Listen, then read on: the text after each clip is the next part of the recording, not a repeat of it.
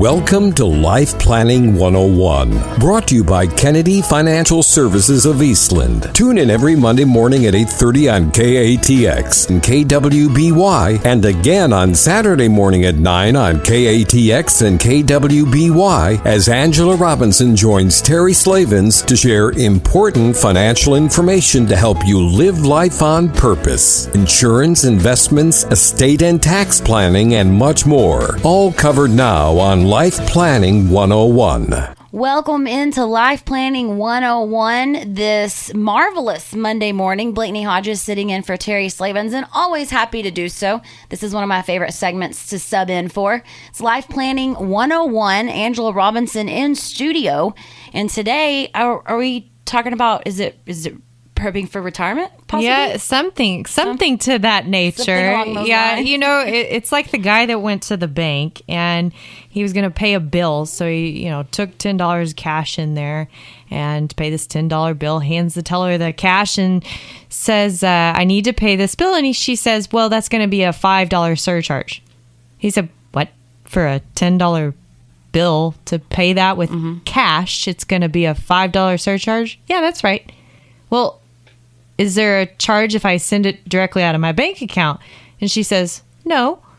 And he says, "Okay, so I think I'll deposit the $10. And she says, "Okay," deposits the check. "And I'd like to make a transfer to pay a bill for $10, please." There's no transfer fee? There's no transfer fee. Yes, so we're going to be talking about retirement, yes, but it's a little complex these days. Yeah, it gets that way. It gets that way, right? And what is complex about it? Well, it really goes back to the number one fear: running out of money. I was going to say, making sure that you don't outlive your funds, basically. That's maybe not a great way to put it. Yeah. I like the way you said it better. Yeah, running out of money. I have enough money to make it to the end. That's exactly right. People, you rely on your working ability, yourself, right? Your entire life. You're in control. Yes. You got this, right? My money. And you can handle it. You can always earn more. You can switch jobs. You can stabilize it, change it, whatever it is you want to do. You hold the power. Mm-hmm. Well, when you retire, man, now you got to rely on your money. Mm-hmm. Now you got to rely on everything you built. Now you got to rely on the government. Now you got to rely on the pension.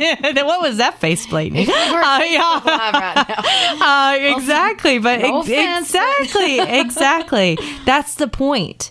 And it is like going to the bank. You don't understand it. Mm-hmm. It doesn't make sense. And how could this be, right? There's so many of those things that pop up. And unfortunately, for some people, they pop up too late.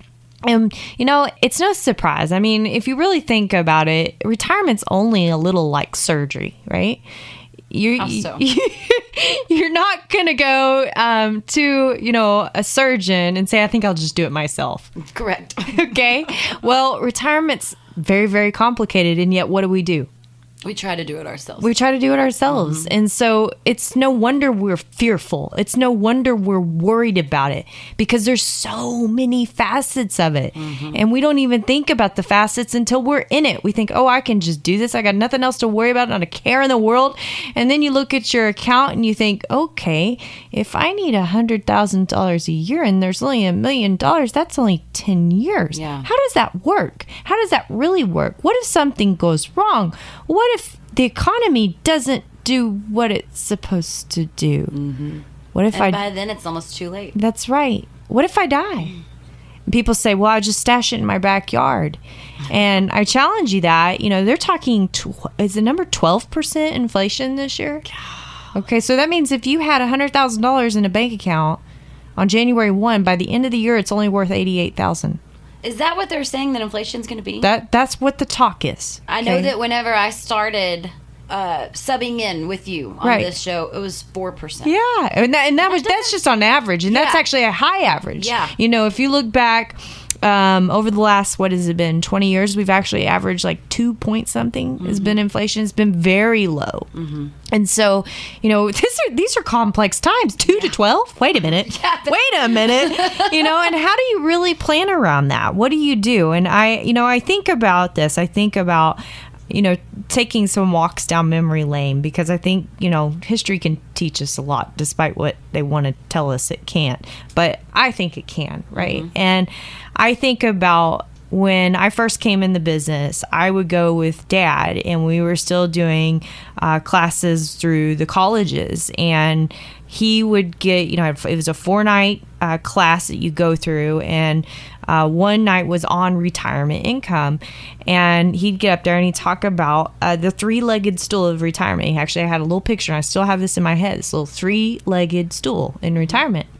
And this little 3-legged stool is made up of your Social Security, your pension, and your investments, right? Which would have been supplied by your income, of course. Well, let's fast forward to now. How many people actually have pensions? Very, very, very few. Unless you're a government worker or teacher, and even teachers. Ooh, yeah. I mean, even our own Army there's massive changes within those pension systems, and the reason they is because the pensions are growing broke.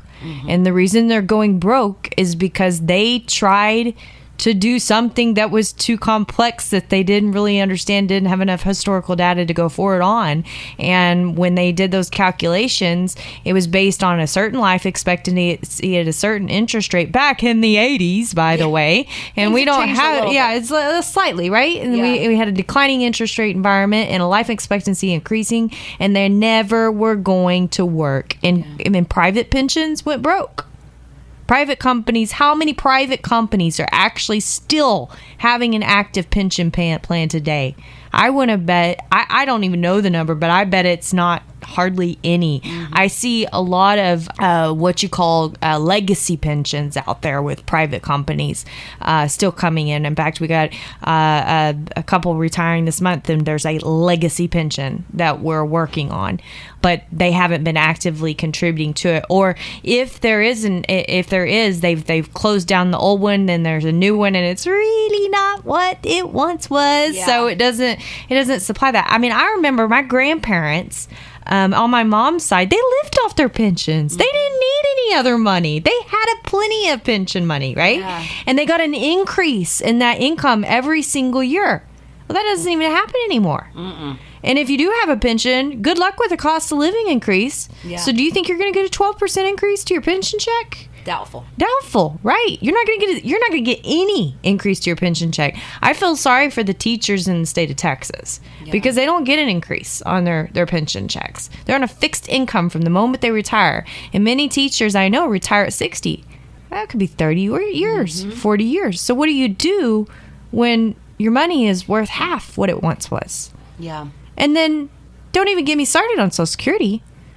It's around by the time you and I retire. Yeah, is it going to be taxed back away from you? Are they going to increase it? Go look up the cost of living adjustments on Social Security. Match it to the Medicare increase in premiums and see what the percentage difference is yourself. You can figure that one out. Yeah. Okay, there's a massive discrepancy there. And so this 3-legged stool, what is it really now? Investments. Yes, it's third one. Right? Yeah, it's a peg leg. It's one leg. I mean, you are literally balancing on one leg. Oh, wait a minute. I got Social Security. Stub. Okay, lean a little bit, tilt, fall, stub. Nope. Okay, yep. You got one leg. Hope you practice the pogos. Exactly. So no wonder people are worried.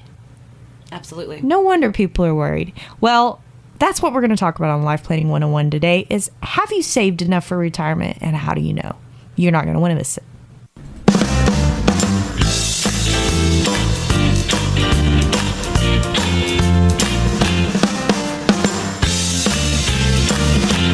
Welcome back into segment 2 of Life Planning 101 this beautiful Monday morning. Angela Robinson in studio, and well, of course we're talking retirement. Of course we're talking about planning for retirement. Have you saved enough in retirement? Have you saved enough in retirement? That's right. And I think or for retirement, right? Everybody's yes. worried about it.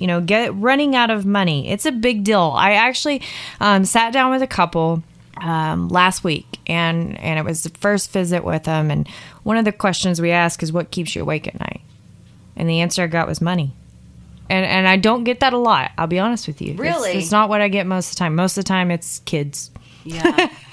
But Or if you're my mom, it's like 1 in 836 million freak accidents that could possibly occur. There you go. You do Yeah. get that. Yeah. But this one was money. So my next question was, what about money? Mm-hmm. And you guessed it.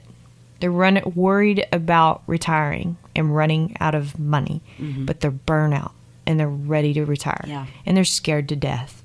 Man, imagine staying awake at night like that, right? All the time. And, I think we talked about 15 years ago, that wasn't the case. If you worked hard, you put back, you had a pension, you had Social Security, you had your investments as just a slush fund, basically. And today, you're more dependent on yourself than ever before. You're the only one that can help you, right? And they tell us to get good exercise in retirement, but I don't think they're talking about running out of money. That's not what it is, right? Yeah.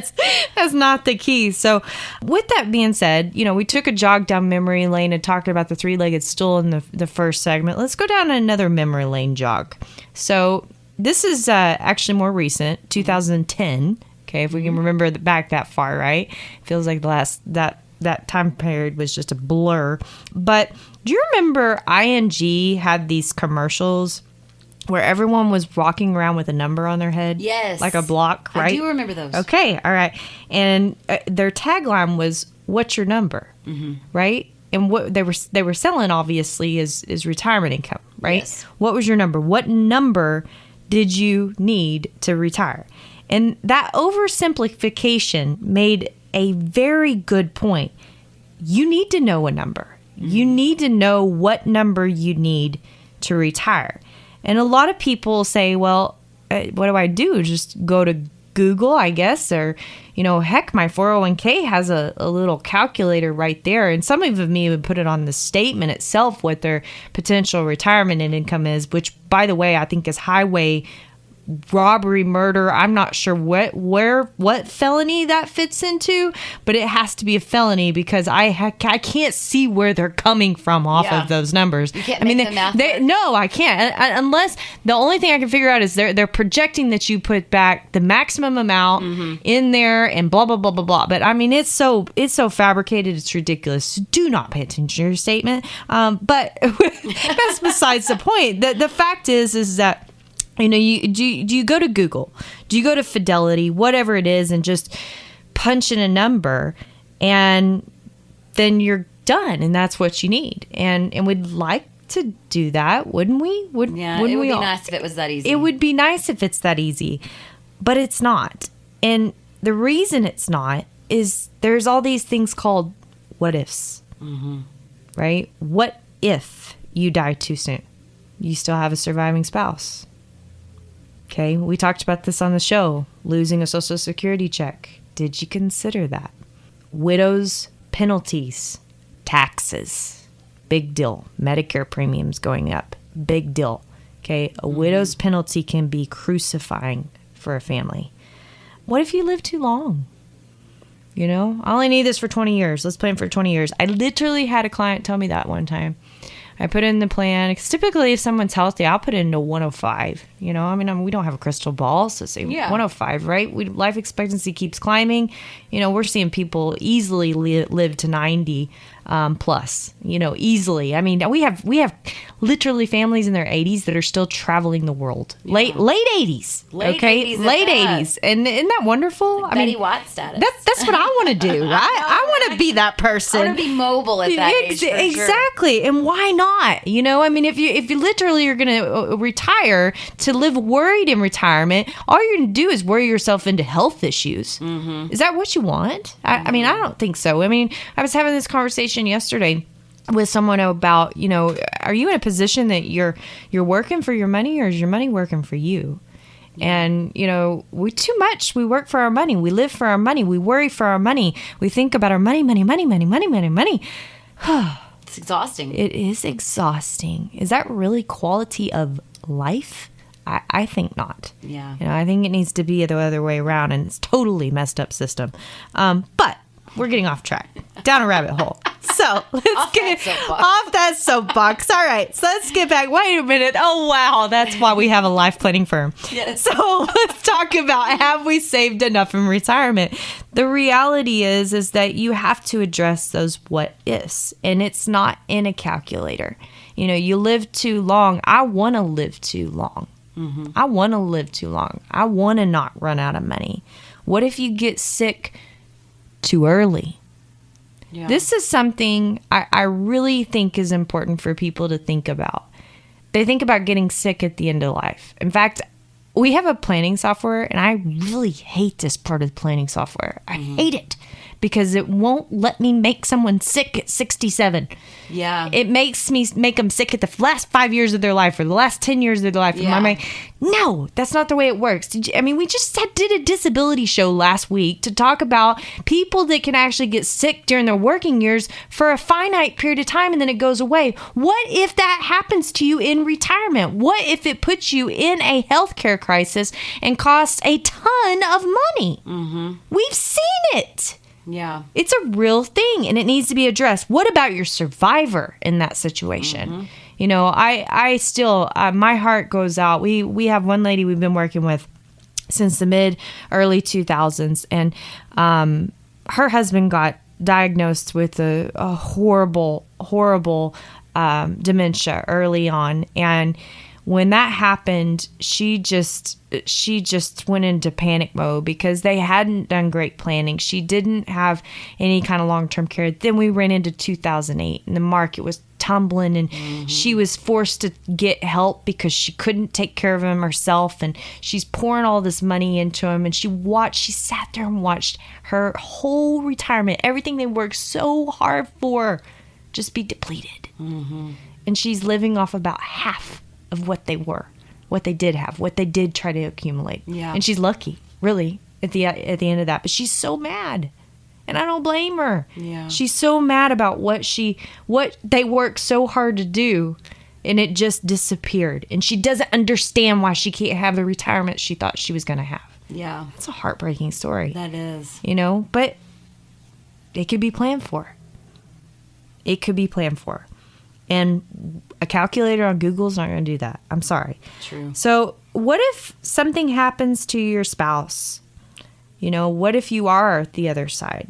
What about your children? I was on a phone call today with another attorney, and he's talking about kids, and we're talking about if you're incapacitated, how you need to put in the documents that the trustee can give money to the kids even while the spouse is living. And we both giggled, thinking that it happens even when kids are 40 years old. They still need money. So Yes. What's going to happen there, right? Has that been addressed, right?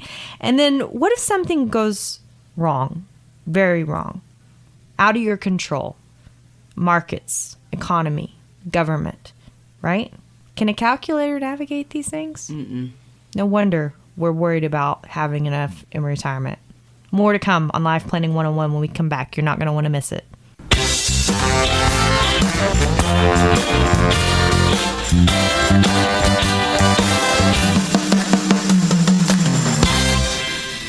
Final segment here of Life Planning 101. Blakeney Hodges back in with you, substituting in for Terry Slavens and Angela Robinson in studio for our final segment. And we're jumping right back into, have you saved saved enough for retirement? That's what it is. Right? See, you weren't going to write this down all day, and there we are. Know. Yeah. And every time I've asked you, what is it again?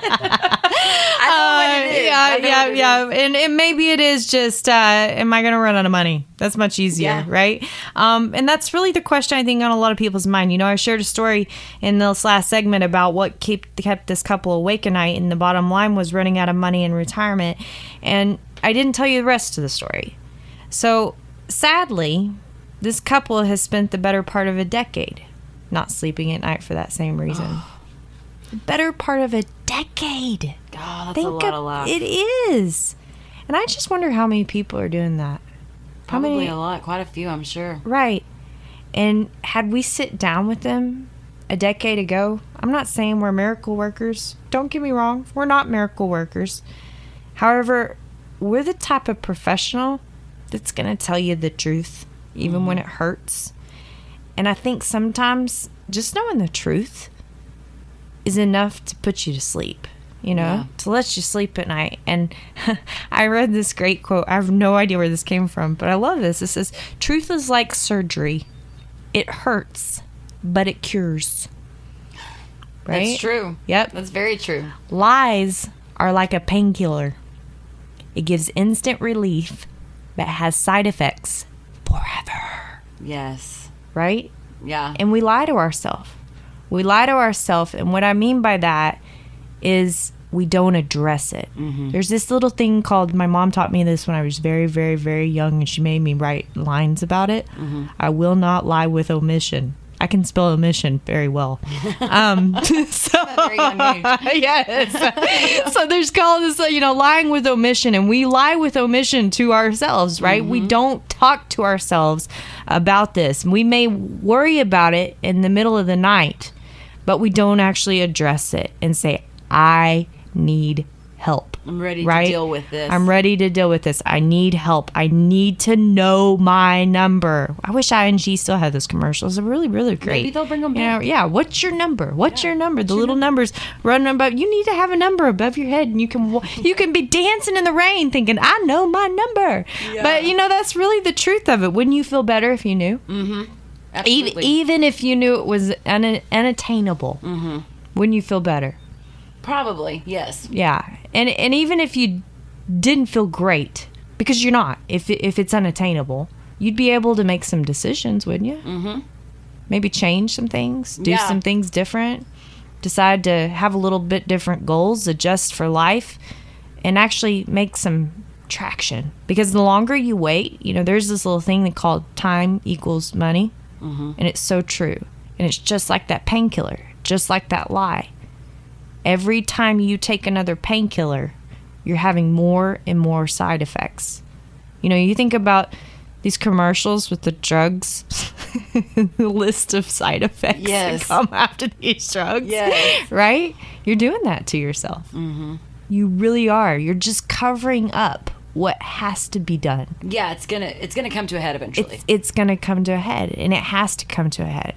So, I encourage you to look at the story of that couple and think about better part of a decade not sleeping at night.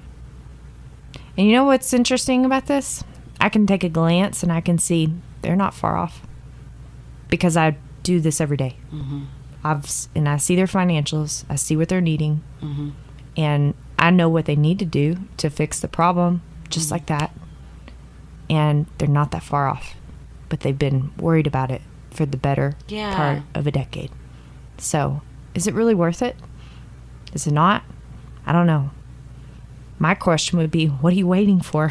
You might as well get after it and get something done, so you will know if you have enough money for retirement. My name is Angela Robinson with Kennedy Financial Services here in the great town of Eastland, Texas.